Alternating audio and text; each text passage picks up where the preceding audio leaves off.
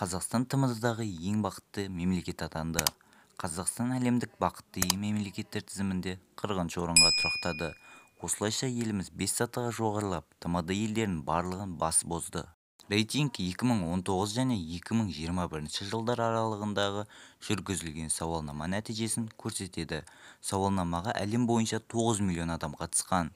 5-ші жыл қатарынан Финляндия ең бақытты мемлекет атанды. Алғашқы ондыққа Дания, Исландия, Швейцария, Нидерланды, Люксембург, Швеция, Норвегия, Израиль және Жаңа Зеландия енді.